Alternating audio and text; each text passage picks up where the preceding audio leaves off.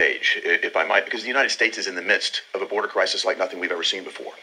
And the U.S. Department of Homeland Security, in case the White House missed it, in their own executive summary, lists the fact, and this is the 2024 executive summary for the Department of Homeland Security's threat assessment of the United States. It lists the fact that they expect illegal drugs purchased in Mexico and sold to the United States will continue to kill more Americans than any other threat.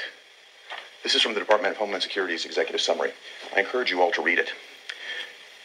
It's a threat that we all feel. In my home state of Tennessee, we're losing people every day to fentanyl. We've got more encounters of people on the terrorist watch list than ever before coming across the border.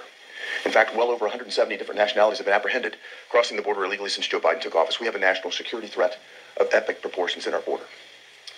Yet at the same time, this White House is so unserious about it that they're actually proposing to defund ICE as a condition to continue to keep the government open beyond September the 30th. If you don't believe me, take a look at page 51 of the language that's appended to their, quote, clean CR.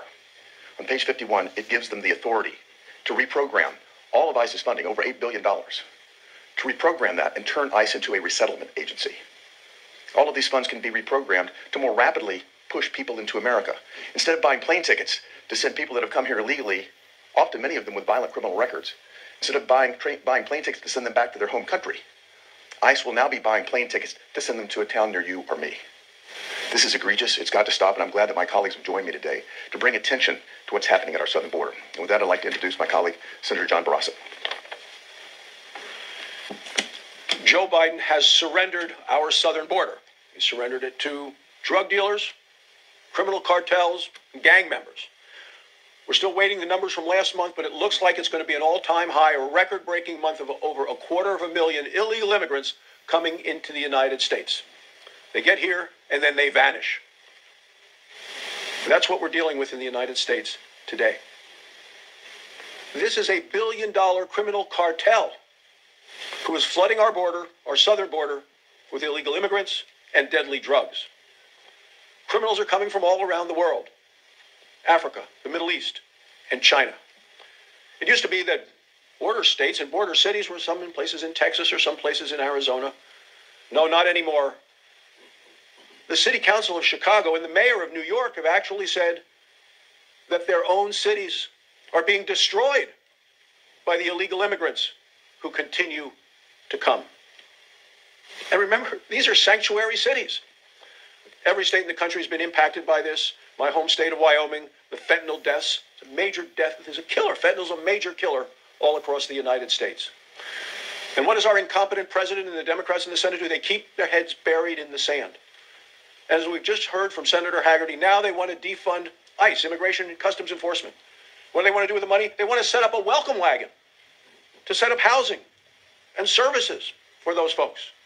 But the Republicans have a much better idea. It's Secure the Border Act of 2023. That legislation includes the technology, the manpower, and the physical barrier that we need. That's what we need to do to protect our communities, provide safety in America, and actually secure our border. And now, is that Senator Johnson?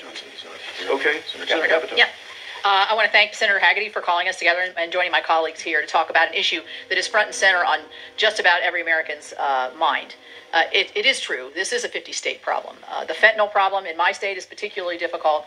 It touches families. It touches old, young, husbands, wives, sons, and daughters in a very tragic, with very tragic results. And you saw the numbers that came out just recently.